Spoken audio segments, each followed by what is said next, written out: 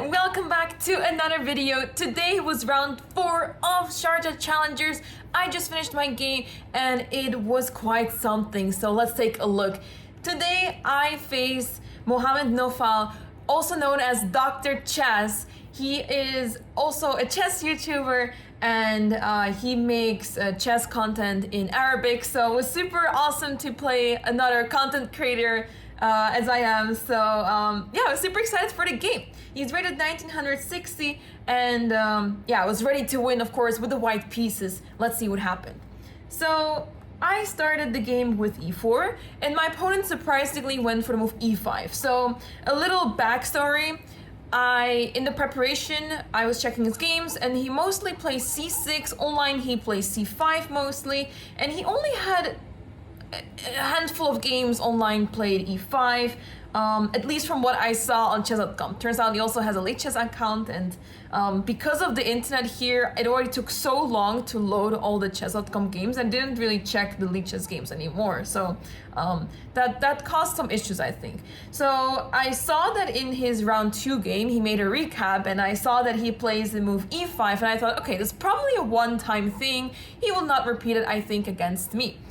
But then he played e5 and I thought, okay, well, I had in mind to just play Ruy Lopez and see what happens. I'm pretty confident in this opening, so I was not too concerned over here.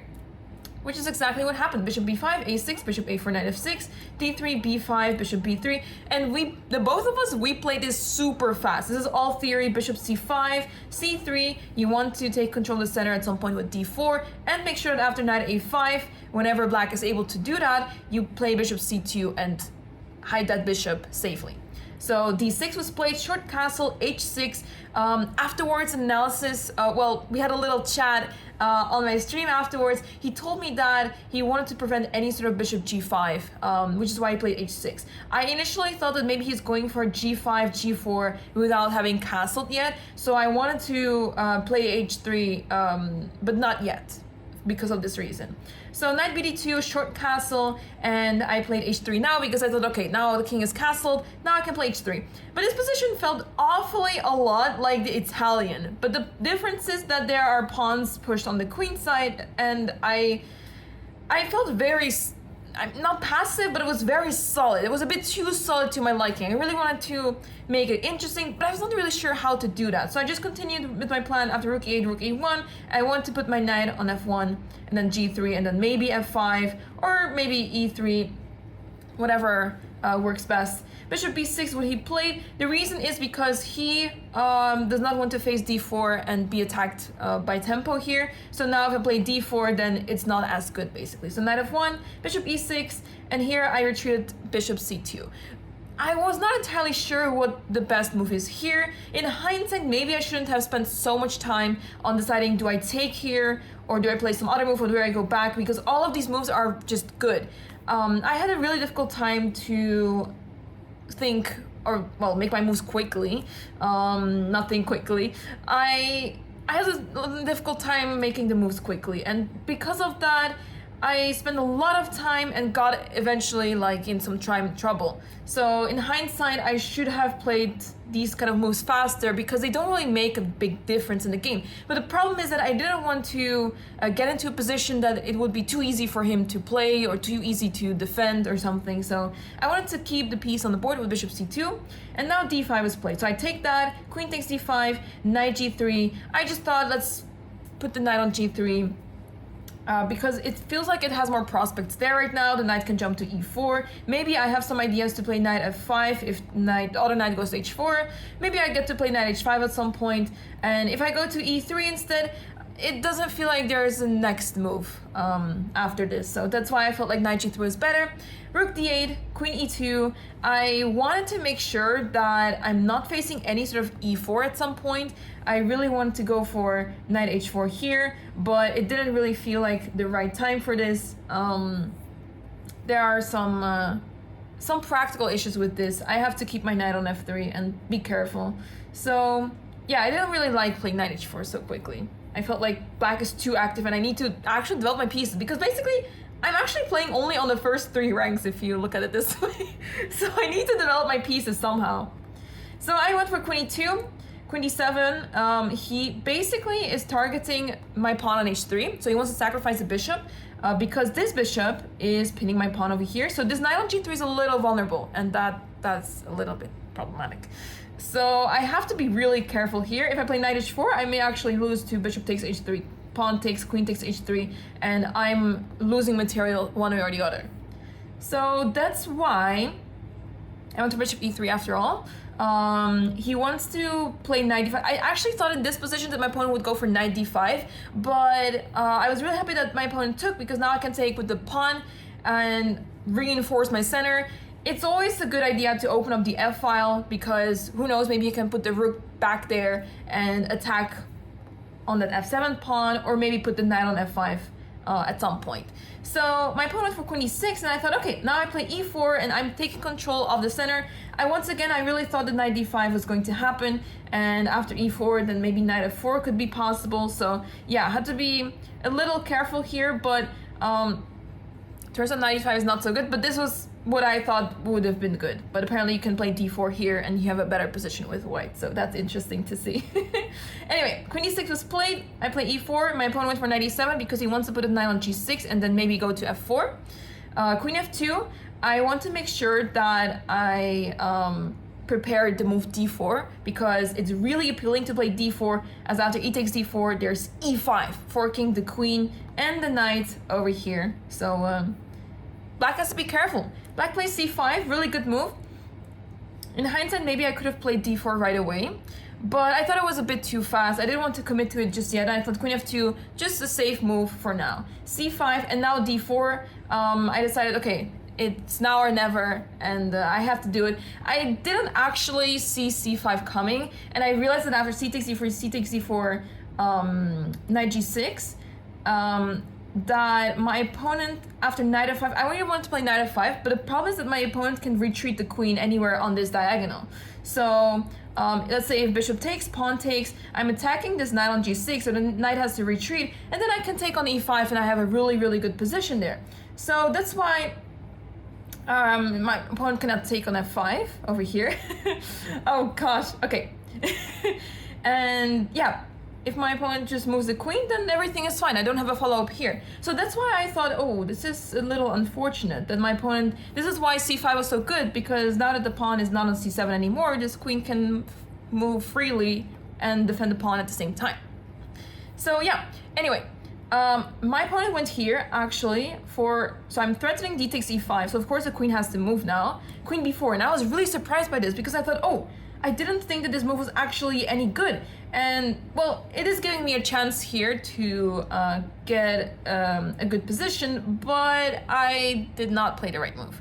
Turns out that I have to play bishop b1 here, which is a really odd move if you look at it for the first time. As you're putting the bishop on the first rank, it looks very passive there, but it has a good purpose because you're defending the pawn on a2, the queen protects the pawn on b2, and basically this queen is not doing anything here. But I went for d5. I was not sure if I had to take on e5 or play d5. Those were the two moves that I was thinking about here, and I really wanted to take on e5, but I couldn't really justify this because after knight d7, what I was calculating is that, let's say, first of all, I'm just losing that pawn on e5, but I was really trying to make something like this work, something like this, that I'm sacrificing my pawns on the queen side, but somehow I have an attack on the king side. But my pieces are a little bit stuck, and I think it's quite delusional to think that I will have an attack here, because black is super solid, will capture the pawn on e5, and I will run into some issues at some point. So it didn't look great for me at all over here.